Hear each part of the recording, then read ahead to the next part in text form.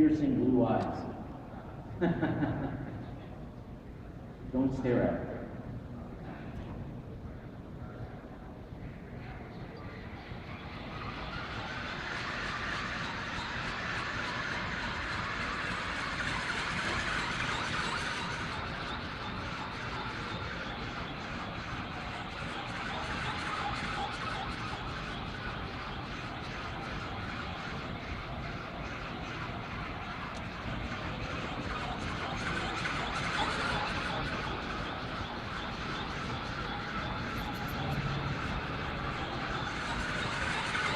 Well, eventually the bird will fly a little bit further out, so you do not have to worry. You don't feed the bird, so you don't have to worry about it dropping on you, because it basically isn't seeds all.